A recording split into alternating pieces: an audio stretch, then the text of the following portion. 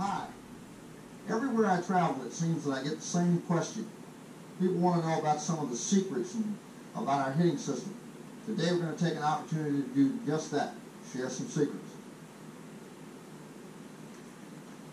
When I go into a ballpark on a recruiting trip, one of the things that I try to do is this. I'm not interested in the physical size of that kid.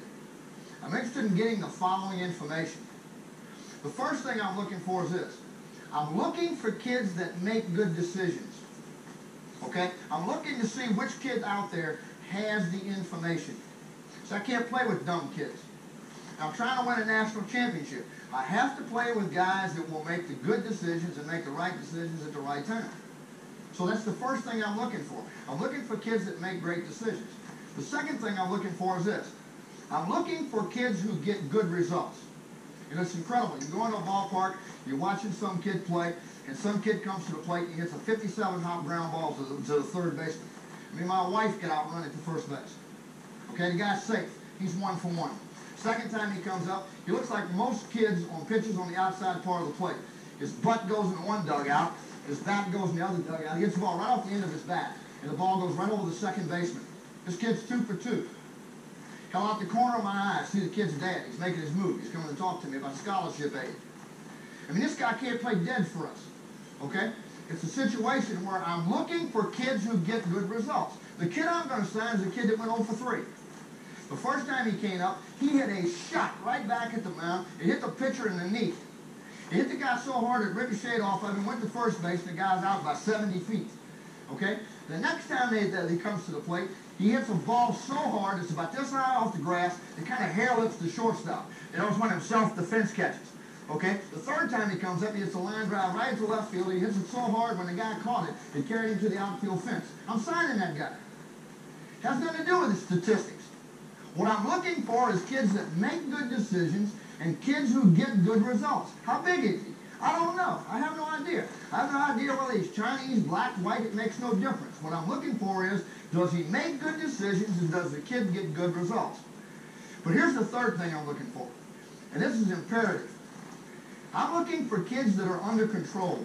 When you're picking your lineup, okay, I'm not looking to see who the biggest kid is and I'm going to make him the 3-hole hitter. I'm looking to see who makes good decisions, who gets good results, and the third thing is this. I'm looking to see who's under control. And the first thing I want to see is, I want to see if that guy can control his body. Because if he can't control his body, if he's one of these guys that's all over the place, okay, then that guy's going to have to go to school somewhere else. I'm looking for kids who have bat control. Every single time they swing the bat, they have total and complete control over the fat part of this bat. And every single time they swing the bat, they always seem to make solid contact with the ball. So I'm looking for some specific things. I'm looking for those 3 things. Now, with that in mind, I want to talk about 6 items. If you implement these 6 items tonight, your kids are automatically going to get better because of these 6 items. Now, I've heard this statement all my entire life. Everything that's good that's going to happen to a hitter is going to happen out front. Well, that's basically how we coach a lot. We say things like that and kids have no idea what we're talking about. Everything that's good that's going to happen to you is going to happen out front. Out front of where? So we don't answer the question. We don't make it clear. So the kid has to understand that every single time that I swing this bat, if something's good that's going to happen to me, there's certain things that have to coincide. Now the first thing that has to coincide on contact is this. One of our basic principles, one of our basic rules is this. You're not allowed to fight the angle. That means if the ball's in the middle, I expect you to take it back to the middle. That means if the ball's on the inside part of the plate, I expect you to pull it. That means if the ball's on the outside part of the plate, I expect you to take it the other way. See, hitters are the dumbest creatures guys ever put on the face of the earth. We do stupid things. We do more things to get ourselves out than Canterbury ever thought about getting. It's a situation where we circle outside pitches, we inside out inside pitches, we swing at balls in the dirt, we swing at balls over our head, we swing at the balls and we take the strikes. And they get the credit for it. When in essence, we're the ones who are actually doing it to ourselves. So I have to understand that the rule says I'm not allowed to fight the angle. And every single time the ball comes out of that guy's hand, I'm going to go through what we refer to as a pre-swing read. And on our pre-swing read, what happens is this. When this guy sits down and he strides, from the time it takes him to pick his foot up and put his foot on the ground, there's 3 pieces of information your hitter should know. First bit of information they should know is this. They should know the speed of the ball. Second information they should know on that pre-swing read when their front foot hits the ground is this. They should know the spin of the ball. Baseball players, for example, one of the first things they learn to read is the ball out of the hand. So when Dan throws the ball and the ball comes out of his hand, if that ball happens to be down angle out of his hand, the first thing I'm reading as soon as the ball pops out of that guy's hand is I'm reading fastball type spin because the ball's coming down out of his hand and not up out of his hand. When your kids get to the point they see a lot of breaking balls, the bigger the break a guy has on the ball, the more that guy goes to a 12-6 break on his breaking ball, on his curveball, the higher the ball is going to pop up over his index finger. So when that guy throws the ball, as the ball pops out over the top of his index finger, the greater the break that guy has, the higher the ball is going to pop straight up. So when the hitter's picking the ball up out of the hand, the first thing he's going to see is this, that ball is going to elevate. He's going to sit down and stride, and when he sits down and strides and he sees the ball elevate right out of the guy's hand, he reads it out of his hand right now that it's a breaking ball. So I'm interested in speed first, spin second. But the third thing I'm looking for on that pre-swing read is this. I'm looking for location. Where's the ball going to be? And of the 3, location is by far the most important because hitters are going to hit by estimation. I'm going to swing it back where I think the ball is. I've been in the game 45 years. I've yet to see the ball right here and some guy go, I think I'll swing here. You know, I've yet to see that happen. Okay? For some reason, they're going to try to swing in the same area where the ball happens to be.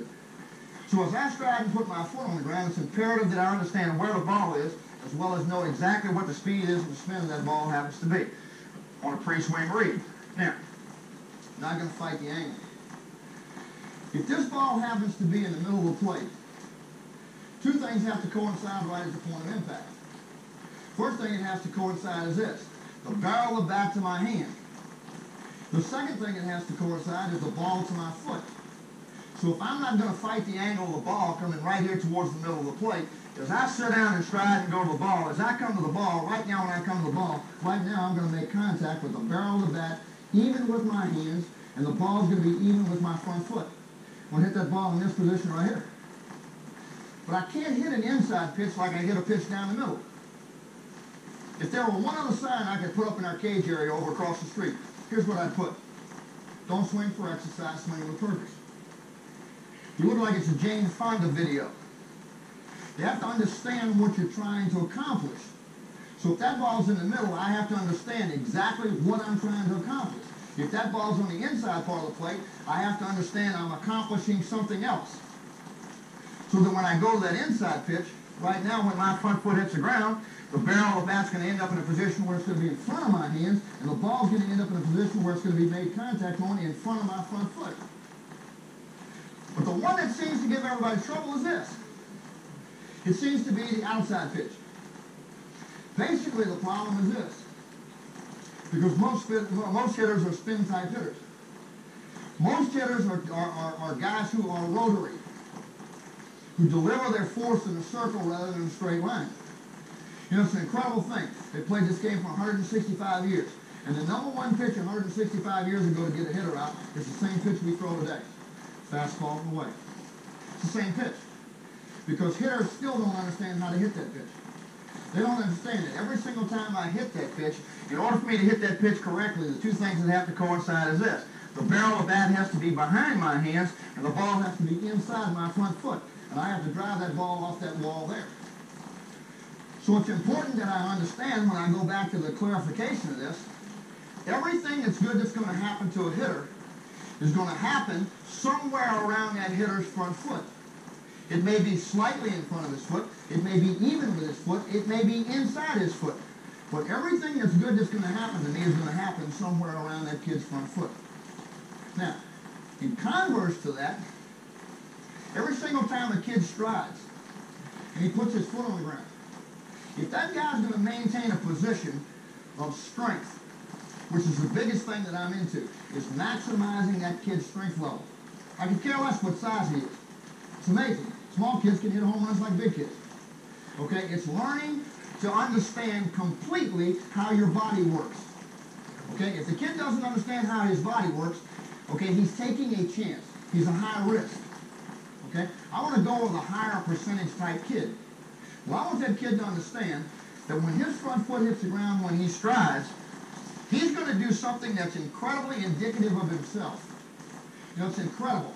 I read these baseball books for the last 45 years, you know, in coaching and play, you know, and reading this book, you know, the stride is 6 inches. It says in this book, the stride is 6 inches. I have a question for you. What happens if the kid strides 7 inches? What do they do? Throw a 15-yard penalty? I mean, like there's some kind of rule here for crying out loud. You can't stride an inch further. What happens if he doesn't stride at all? All I know is this, okay? It's a situation where the kid's going to stay loaded up in his legs, but when he strides, he's going to do something that's incredibly indicative of his own personality. And that's a situation where he's going to create a distance between the barrel of that bat and his back shoulder. Now, what is that distance? I don't know, and neither does anybody else. All I know is this. If that kid's going to hit with any strength level at all, okay? And I want you to understand something. We don't make an effort to try to clone hitters here. Okay? It would be like Dan trying to clone pitchers. What the hell are you going to do? The guy's getting his butt beat, and you take him out of the game, and you put a guy on the mound that looks just like the guy that left? Does that make a lot of sense? Well, I want to do the same thing with hitters. I don't want all the hitters to look the same. So it's a situation where kids can start differently, guys. Hell, Todd Walker, I had 2 first-round draft choices in 1994 in the first round. First guy was a guy by the name of Todd Walker who got out of Airline High School in Freeport. I mean, the guy was up here. I mean, he looked like he was getting in channel 33. You know, one of these guys. Okay? And in the same round, we got some other guy from Dental Springs, Louisiana, by the name of Russ Johnson. That's right here. He's more traditional. He's down in here. Now, which guy's right? They're both right. What happens is this. The first and foremost important spot in hitting is, where are you when your front foot hits the ground? Because when you stride and put your foot on the ground, you're either where every great hitter has gotten or you're not. It's that simple. Now, one of those spots that they get in is that every single time they stride and they put their foot on the ground, the knob of this bat in their hands will end up over their back foot. So if I'm in a ball game and I'm watching the kid hit, and I'm sitting behind home plate, this kid's a right-handed hitter, and all of a sudden this kid becomes of interest to me. Well, I'm not going to sit behind him on plate. I'm going to get up and I'm going to walk around to the first base side because I want to see this guy from the open side. And one of the things I want to see is this. Is he athletic enough to do this? Todd Walker was. He's an All-American, a high school All-American soccer player. Okay? A kid with less athletic skill, I would probably tone down a little bit. But it's a situation where what counts is when he strides and puts his foot on the ground, where is it? And one of the things that has to be established is this. The knob of that bat in his hands, as soon as his front foot hits the ground, they've got to end up in a situation where they end up right over the top of his back foot. That's an indication that that kid can hit with some strength. If that kid strides and puts his foot on the ground, and the knob of that bat in his hands when he puts his stride foot on the ground or inside his back foot, that kid's going to be a singles type hitter for life. It's going to be a push type hitter. So it's small things like that that are incredibly important. Now, let me tell you what you just found out. If everything that's good that's going to happen to me is going to happen somewhere around my front foot, and I know that when my stride foot lands, it's imperative that I end up in a position with the knob of this bat in my hands over my back foot. So therefore, I have to be understanding that the bat's got to go from my back foot to my front foot. Does this make a whole lot of sense? But yet I see it a lot. So the first point I'm going to make to you of the 6 is this. I have to control the distance between my feet. Because the distance between my feet will dictate how far the head of this bat's going to travel from my back foot to my front foot. Now, the best way for a guy to learn to control the distance between his feet is to control the distance between his knees. We take a Nerf basketball, and we stick that Nerf basketball between our kids' upper thighs. And I make them hold that Nerf basketball between their upper thighs.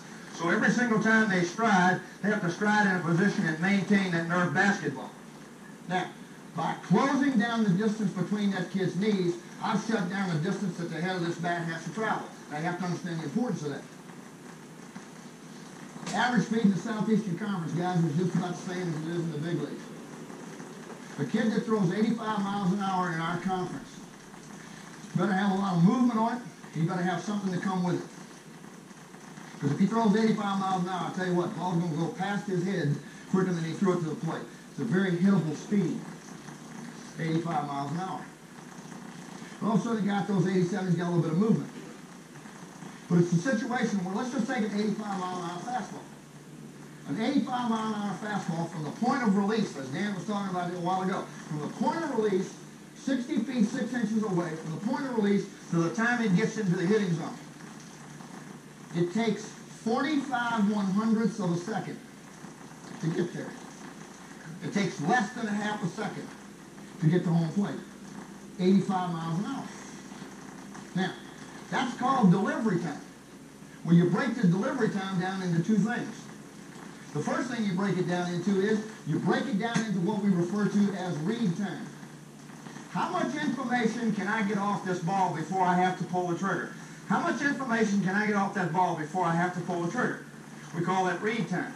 The second part is called swing time. Swing time. Well, the guy I'm looking for is this. I'm looking for the guy that can wait the longest. Get as much information as you can, pull the trigger and hit the ball against the wall. That's the guy I'm looking for. Now, let me simplify it for you. What it means is this. The more you have mechanically wrong with your swing, the earlier you have to start your swing. And the earlier you start your swing, the less information you got. So it's a situation where I have to learn to get to the point that I can do some things that can kind of counteract that. And one of the things I can do is this. Develop a system by which I can maintain closeness of knees. So the first thing we're going to talk about is closeness of knees. Being able to maintain a distance between the knees so I can maintain a distance between the feet. Second thing is this. Another big point for me is this. Hand placement and attention on the bat. Listen, if you're working with the ground skinners, so you're working with the little guys, all right? Their hand size is only about this big anyway. There's only a certain spot that they can put the bat in their hands to start off with. So it's a situation where every single time they put the bat in their hands, they're going to lay the bat in the joint that connects their fingers and their hands so that when they pick that bat up, they're going to get middle knuckle alignment. Now, that's good for the kid with the small hands. Okay? Now, the second thing I want that kid to do besides place it in his hands like he's supposed to, the little guy, see? Joint that connects the fingers and the hands, picks it up, got middle knuckle alignment. The second thing I want the kid to do is this. Okay? I want that guy to get into a position where he's going to maintain tension-free in his hands. Okay? Now, here's what generally happens. Dan, come give me a hand with this. Here's what generally happens. This guy's in every ballpark in America. This guy. He's probably in your ballpark. Okay? Get up and cross behind me. Okay? This guy's probably in your ballpark, right? I've seen him. He's there. Get on this side here. Okay? He's there. This guy. Ready? This one. This one. And I mean, the aluminum is dripping off his elbows. You know, he don't squeeze down on your elbow. Okay. You can stick a fork in that sucker. He's done. Now, here's the story. The first thing I have to learn to do is this. I've got to learn to maintain tension-free hands. And the only way I can learn to do that is this. Hold that bat with the bottom three fingers of both hands. Relax this index finger on there because it doesn't need to tighten down until a certain point. Now, when you hold that bat in the bottom three fingers of both hands, and I put it in a position where I just remain tension-free, okay, then that guy ought to be able to just lift the bat right out of his hands. Right here, 23,200 people Rosenblatt Stadium, 54 million watching on CBS, and the guy does this. Take it, Dan. Thank you. Watch. Watch. Watch. Take it, Dan. Watch. Watch. Watch. Watch. Take it, Dan. Watch. Watch. Watch. Watch. Take it, Dan. I couldn't get the bat out of your kid's hands with a crowbar. Because the guy either initially starts and he gets into a lockdown when he starts, or he ends up in what we refer to as a puppet effect. When he picks his foot up and puts it on the ground, he tightens his hands down. Well, the third thing he does is big-time college phrase. He goes to what we call a grunt reflex. Well, the guy does this.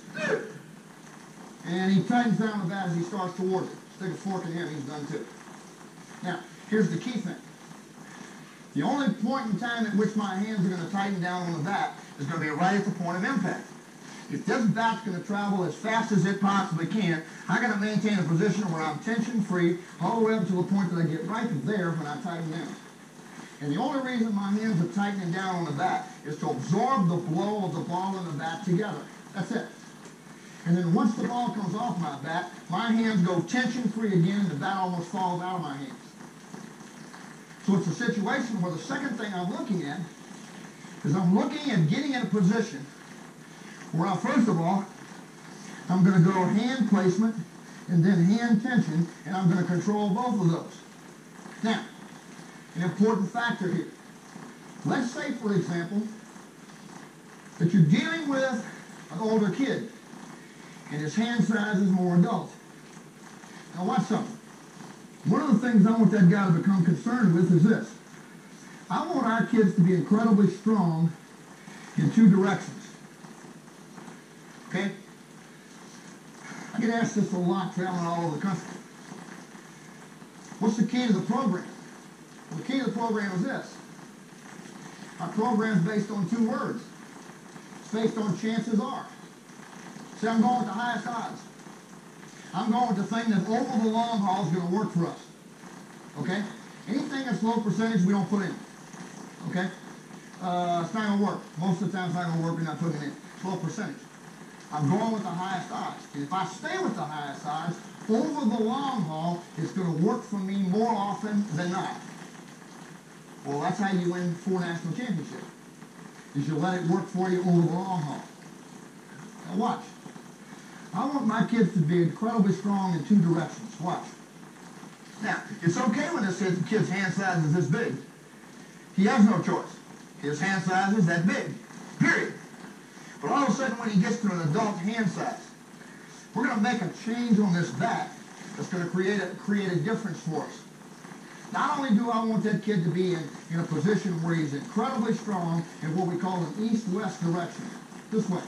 I want that kid to be incredibly strong east and west. Now, let me tell you what the prerequisite is for your kid to be incredibly strong going east and west with his bat in his hand. The number one prerequisite is to have his wrist directly behind his hands. Okay? I think I'm going to throw up the next time I hear another youth league coach tell some kid to roll his hands. Hey, roll your wrist. You know, all of a sudden the kid rolls his wrist and he jumps right over the top of the ball.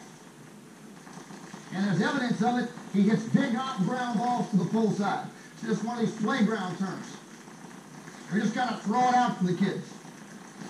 Okay? And we act as though every single time that kid's going to hit the ball, he's going to hit it with his palm forward and his palm back. Well, I'll tell you what. You come up here, you get palm forward, you get palm back. Let me grab a hold of the end of the bat and you tell me if you can keep me out of here. And then I'll tell you what let's do. Let's turn around and go the other way, and you get palm up, palm down, and get your wrist right behind your hands, and then see if I can walk through here and watch the difference in your strength level. So when we're going to hit palm up, palm down. There is no roll your wrist. So I want that kid to be incredibly strong east and west. And it takes one prerequisite, and that prerequisite is this. Keep your wrist behind your hands. Now, the other problem you got is this. We don't face a whole lot of those guys. See, we have like a real schedule. See, I look down our schedule. I can't see the Satsuma Sea-Ticks. They're not on our schedule. I mean, we got teams like the 27 Yankees, you know, the 69 Mets. These are the guys that we play, because we're going to play for a national championship. So we don't see many guys that throw east and west. What we see a lot of is kids that can, like, really throw. Kids that are going to throw north and south. Well, kids who have a normal, traditional grip are going to have trouble with kids that throw north and south. Now, here's the problem. Ken will come up here and hit right-handed for me. Now watch this. Dan, get to a position where you get contact right in the middle. Okay? Pivot your back foot. Okay? Yeah. Good. Pin this. Okay. Feet arm extended, back arm flex. Now watch. Watch. Flex this. Don't lock it. Now watch. I'm just going to push against the back, straight back. Now watch. Look at his strength level. Okay, it's incredible. Just because of the fact he's got his wrist behind his hand. Now watch this. Roll your wrist in. Palm forward, palm back. Now watch. Ready? Watch. Watch. Ready? There ain't nothing there. Nothing to stop that. Okay? Now watch. All of a sudden, here we go. Bad grip. Okay? Yeah, right there. Watch. All of a sudden, I'm going to take this finger right here. And I'm going to take the head of this bat, and I'm going to push the head of this bat to the floor. Now I want him to try like the devil to stop me from pushing his bat straight down. Now watch. Okay? But I'm going to take it straight to the floor. And there's nothing he can do about it. And the reason there's nothing he can do about it is because of his grip. Now all of a sudden the pitch is down and away, and the kid goes, and he pops it up to the second baseman. And he can't understand that. I should have drove that ball. Check his grip. All of a sudden he started to the ball that was down. He lost the head of the bat. When he lost the head of the bat, he popped the ball up. Now watch the adjustment. Rather than having that guy do what the little leaguer does and place the bat in the joint that connects his fingers and his hands, because his hand size is bigger, here's what you do. You put the bat in the base of the little finger, and you put it in the middle knuckle of the trigger finger. Now, I said that in the clinic about 3 weeks ago in Pittsburgh. Base of the little finger, middle knuckle of the trigger finger. 5 guys pulled guns out. Obviously, their trigger finger is different than ours. All I know is this. I'm going to spread my fingers out on this bat. So I'm going to go to the base of the little finger to the middle knuckle of the trigger finger. Now look at this. Base of the little finger, middle knuckle of the trigger finger. Now all of a sudden this bat's spread out in my hands. Now what's the difference in what happens? Okay? Turn your back foot pivot down. Palm up, palm down. Okay? Palm up, palm down. Okay? Now watch this. I'm going to take the bat straight back. He's going to stop it. Watch. Watch. Watch. Look at strength. Look at strength. I'm going to take the bat straight down. Now watch this. I'm going to take my whole hand and put it on the bat and try to push it down. Now watch the difference. Watch the difference in the strength level. See it? It's not even close. Because now all of a sudden this guy's in a position where you throw the ball down, he goes down, he hits it with some strength. You throw the ball up, he goes up and he hits it with some strength. Why? Because the bat's in a position where now he can be strong not only east and west, but also north and south. So here's what we got so far. Closeness of knees. Second thing we got is this. Hand placement, hand tension on the bat. Third thing I'm going to talk about is this. Thanks, Tim. Third thing I'm going to talk about is this. I'm going to talk about closeness of elbows. Listen to me. Can a kid hit with a high back elbow? Yes? Let me tell you something. If you're going to be one of these guys that's going to tell a kid to get his back elbow up, you better give him more information than that. 99.9% of all guys that have high back elbows have a major problem. And the major problem is what we call a roll down. Okay? Because when they get here and they get that back elbow up here, if you don't give them the information they're supposed to have, and all of a sudden this is what happens. The elbow comes down, and when the elbow comes down, the hand rolls back and the bat rolls down. And all of a sudden the bat is going in this direction and the ball's coming from over here. That's not real advantageous. What I like for the bat to do is to come from here straight forward. So as a result, okay, we don't teach a whole lot of our kids to get their back elbows up. Now, two of the best kids that I've ever coached in 30 years of coaching are both high back elbow guys. I didn't change either one of them because they came from different high school coaches, and both of those high school coaches knew exactly what they were talking about. They talked to those kids about how to enter the bat into the strike zone and avoid that roll down. Most coaches don't. They just tell the kid, get your back elbow up. And the kid ends up developing a loop in his swing, and they can't figure out how to fix it or why it happened. Now, one of the things that generates bat speed, one of the things that allows me to be short to the ball, is an ability to be able to have my elbows relatively close together. Now, if I'm going to enter the strike zone as quickly as I possibly can, here's what's got to happen. This elbow's got to be below this hand. This elbow's got to be below this hand. And if I can get those two elbows below those hands, then I'm going to be in a situation that right now, I want to be in a situation that I can get this bat down angle and straight into that strike zone as quickly as I possibly can. I was working with a kid today. We're talking about take positions and what a kid's supposed to look like on a take position. And every single time he'd stride and put his foot on the ground and he'd get into a take position, one of the most important things are the 5 things that we check when a guy takes the ball. What does he look like when he takes it? One of the 5 things that we look for is we look to see if the guy's elbows happen to be pointed down when he takes that pitch. Are they pointed down? Or is it a situation where the kid looks like this when he takes a pitch? Okay? So it's a situation where the third thing we talk about is this. Closeness of elbows. Now, we take a Nerf softball. We stick that Nerf softball between our kid's wrists. Right here. Now, there's no way in the world that kid can hold that Nerf softball this way. Okay? And very few successful hitters go home and look like this. Okay? But if I can take that Nerf softball and I can hold it between my wrists, just like this, and bring it here, all of a sudden it brings my elbows down and in, and brings my upper arms close to my body, and it puts me in a position where I can be as short and compact to the ball. So here's what we have so far. Closeness of knees, hand placement, hand tension on the back, closeness of elbows. Fourth thing is this. Every single time you turn to hit the ball, this is exactly what happens. You turn and hit the ball and you look like this. So that every single time I come to the front, first thing I want to see is this. From my belt buckle down, I'm going to use the largest muscle masses in my body. Big, thick, strong, striated muscle. One small problem. Incredibly slow. You couldn't get a message through this if you had to. The problem with hitters is this.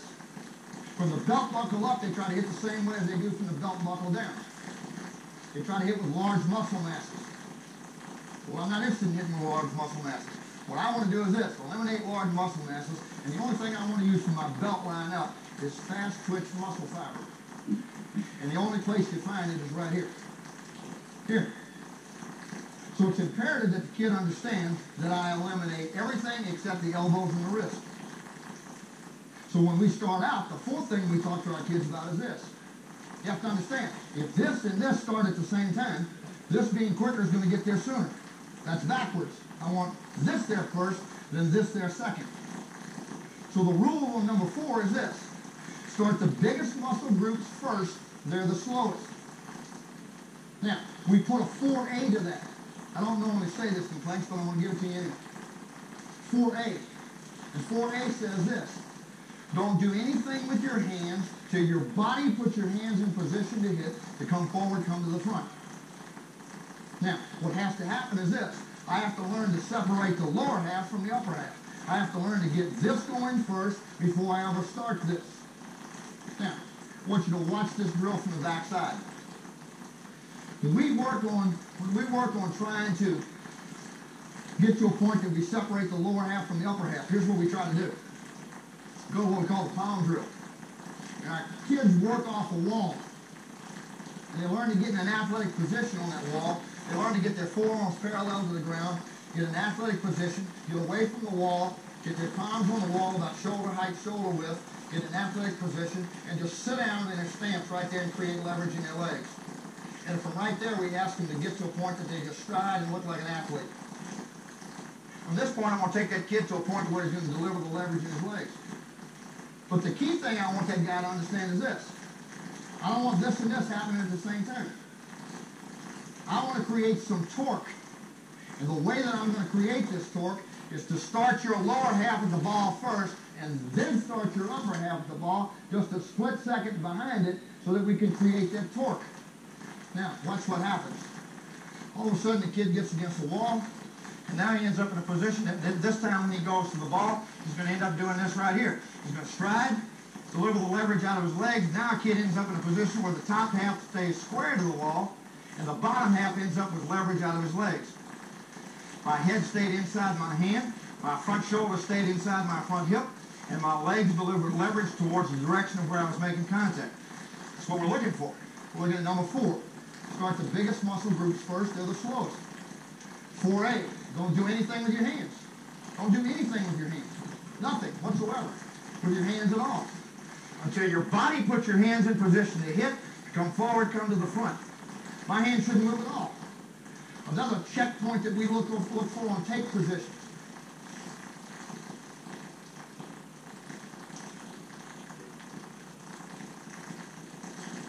Big checkpoint. is the fact that the barrel of that bat stays behind the kid's shoulder. Another checkpoint that we look for when a kid takes a pitch is the fact that the knob of the bat in his hands will stay behind his chin. So that every single time he takes that pitch, he looks like this. And he doesn't look like this.